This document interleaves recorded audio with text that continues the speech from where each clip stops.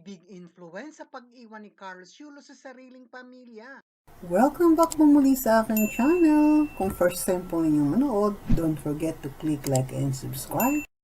Ang pamilya nga bang ito ang dahilan upang talikuran ni Carlos ang sariling pamilya?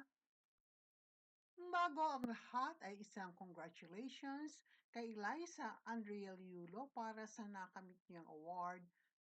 Ginawa rin nga siya ng Super Kids Award bilang most bemedaled na women's artistic gymnastics athlete in palarong pambansa sa Philippines. Binalikan ang mga dating repost noon ng netizens tungkol sa issue sapagkat malapit na ang Pasko. At sinabing gawa-gawa lamang daw o made-up story ang sinabi noon ni Mrs. Yulo tungkol sa pagpapaliwanag nito sa pag-ungkat o pag-account ng pera ng kanyang anak. Sinabi ito ay isang blog post at hindi isang official statement o ika nga ay may katotohanan at sinabi pang ito ay isang made-up stories lamang. Kung kaya naman ipinagtanggol ng lahat si Mrs. Yulo at bakit hindi ang stepmom na chief accountant ni Chloe ang balikan nila at ang family nito na ayon pa sa marami ang naging dahilan o naging impluwensya para tuluyang talikuran ni Kaloy ang kanyang pamilya. At sinabi nga ni Kaloy na ito ay God's gift for him, ngunit ang tanong ng marami ay tunay ba ang kanilang pagmamahal? Now they are complete family with a puppy. At malapit na nga ang Pasko, panahon sana ng pagmamahalan, pagbibigayan, pagpapatawaran, subalit tila baga malabo pa ang mga ito para kay Goldie at Carlos. Pagkatda sa kanila ang lahat, feeling secured at unbothered. Family ko kung ano din po yung pinapalabas nila, which is, hindi naman po talaga totoo. Sana nga ay mahaplos na ang puso ng bawat isa at magkaroon na ng healing. At anumang hindi magandang dulot ng nakaraan, ngayong magpapasko, sana'y mapilitan ng kagandahan. Sana nga pagmamahalan, pagbibigay at pagpapatawaran. At hindi ang pagmamahal sa mga bagay at pananalapi. Family matters. Family is important. Ang i-clear ko is, ano yung hindi na nagmamatter. I mean, yung mga sinasabi ng tao, mga naririnig nila, yung, syempre, yung family ko kung ano din po yung pinapalabas nila, which is, hindi naman po talaga totoo. Binabalikan ng netizens dahil sa hangad na mabuti at sana nga'y tapat ka sa sinasabing ito. Sa sarili ko na nagkamali ako, kinarma na ako, kasi mali nga naman na sagutin mo sila ng gano'n, na syempre emotional ka na po eh. Gusto mo ipaglaban yung sarili mo and yung relationship nyo. Alam ko kung ano yung mali ko, tinanggap ko yun, pinagdasal ko yung kay Lord, kumingi ako ng tawad, binigyan niya ako ng mga tao talaga na totoong magmamahal sa akin, totoong susuportahan ako. Walang masama kung regalo sila ng Diyos, iyan ang naramdaman mo, at kung ang pagmamahal nila sa iyo ay tapat at tunay o totoo, yan ang sabi ng netizens. Ngunit malapit na ang Pasko at naway hangad ng marami tahimik na magkabati at magbalik sa pamilya Kahit mo. matalo manalo, nandyan sila. Kasama ko sila umiyak. Actually, nung hindi ako, hindi ako nanalo sa World Championships. Pero kasama ko rin silang umiyak nung nanalo ako.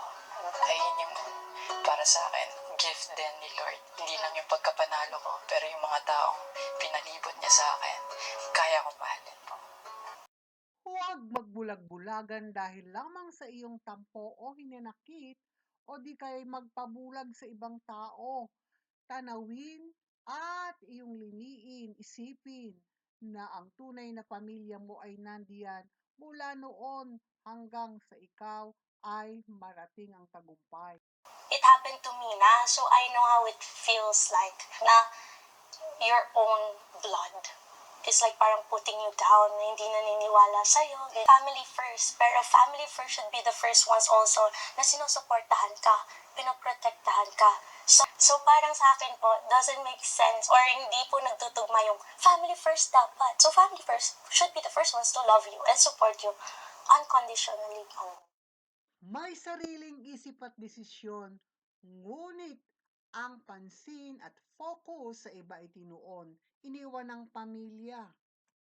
Kaya't huwag magdamdam kung nababash at mga netizen sinasabing dahil sa kayamanan. Dahil sa milyones ni Kaloy ay paano kaya?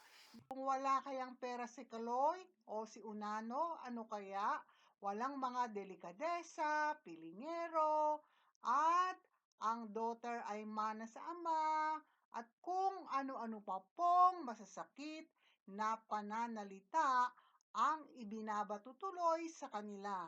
Kaya't hindi maiwasan na sila ang ituro lalo na ng maraming netizens at talagang sinasabing sila ang nasa likod ng pagbawi noon ni Kaloy ng pera sa ina na 12 million at ginamit sa negosyo nila ng ama nito at ngayon ini-enjoy nilang lahat ang premyo at sila pa rin ang mamamahala. Siya ang tunay na cow milker o ika nga'y quote-unquote gumagatas kay Kaloy at ang kanyang mga premyo, ito ang tunay na nag-e-enjoy. Tila ba umuulan ng pera sa pagbili ng mga mamahaling signature na gamit si Chloe. Pag-ibig at give love on your parents will be enough kahit na hindi na tulad ng pagbibigay ng oras at paggasta kay Chloe. Yun lamang ay sapat na sa iyong magulang. Nila, ikaw naman ang nanalo ng gold medal at nasa iyo lahat ang papremyo. Tanging ang Diyos lamang ang huhusga sa ating mga tao na kanyang nilalang at kanyang mga anak. Ngunit ang pagsasakripisyo ng mga taong ito para sa iyo ay tila ba mukhang matatagalan na nakalimutan ng puso mo na sila ay nagmahal sa iyo. Sakripisyo ang sariling family ni Carl Yulo over sa pamilya ni Chloe San Jose at hangad pa rin ng marami na sa kabila ng lahat at malapit na nga ang Pasko ay magkaayos-ayos alang-alang kay Hesukristo.